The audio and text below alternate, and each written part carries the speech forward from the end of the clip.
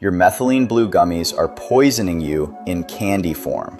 I spent 15 years inside supplement manufacturing. I watched gummies come off the line. I watched what went in them. The heat dial, the sugar pumps, the blue dye getting splashed in by the gallon.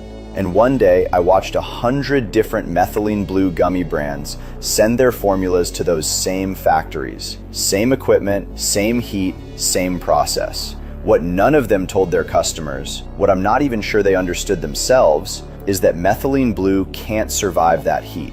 Label says 5 milligrams of MB. By the time it hits the bag, less than half a milligram is even still alive. The other 4.5 milligrams is ash. Most guys I know bought the gummy for the same reason. The dropper's a pain. The taste is rough. The liquid stains the counter. The gummy looked easier. 2 weeks later, nothing. No blue pea, no energy lift, no focus. Just a $30 bag of nothing sitting next to 20 other supplements that didn't work either. So the obvious next thought hits. Maybe methylene blue just doesn't work past 50. Maybe my body's too far gone. Maybe everyone on the podcast is lying. That's the trick. That's what they're counting on. The gummy didn't fail because the compound is fake. The compound never made it into the bag. Methylene blue is a heat-sensitive molecule.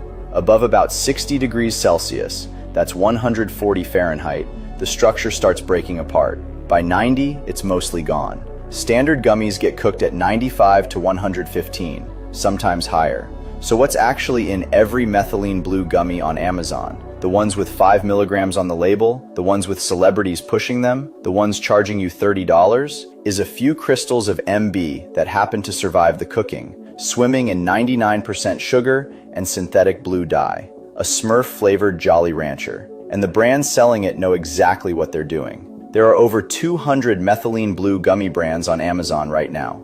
I'd estimate 199 of them are running the same play. Same Chinese-sourced industrial-grade powder, fish tank-grade dye, heavy metals, pennies on the dollar. Same high-heat factories, different labels, different price tags between $25 and $50. The China part is the cheap part. The heat is the part nobody warns you about. The heat is what kills it before you ever open the package. Premium prices, industrial dye, already worthless before it gets destroyed. That's the methylene blue gummy industry in 2026. That's why nothing in your medicine cabinet ever turned your pee blue. That's why you felt nothing. It's not your body. It's not the compound. It's not your age. The chemistry was rigged before you ordered.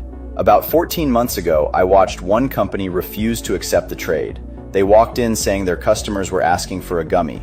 Older guys whose wives were tired of the blue stains in the kitchen, guys who travel and can't fly with a glass dropper. They wanted the convenience, but they didn't want a fake. So Blissta spent 14 months engineering a cold process method. Different equipment, different facility setup, different chemistry. Same Utah pharmaceutical facility that makes their liquid drops, but a manufacturing process built specifically to keep the methylene blue intact.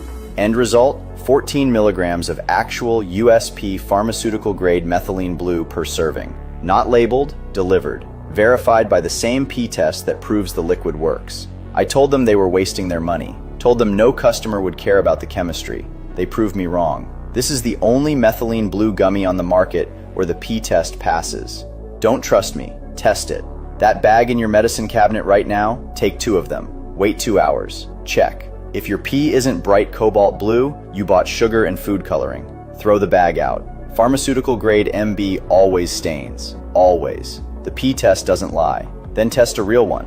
Pour 2 Blissta gummies into a glass of water. Real cold processed MB stains the water deep cobalt within 30 seconds. The fakes stain it pale, or not at all. Same test, same chemistry, different result, different bag. I spent 15 years inside this industry. I'm not asking for trust. I'm telling you to test what's already in your house. The bag will tell you the truth in 2 hours. If it fails, there's exactly one brand that figured out how to make a gummy where it doesn't. Link's down there. Pour yours in water when it comes. You'll know in 30 seconds if it's the real one, and the rest your body will tell you in 2 hours.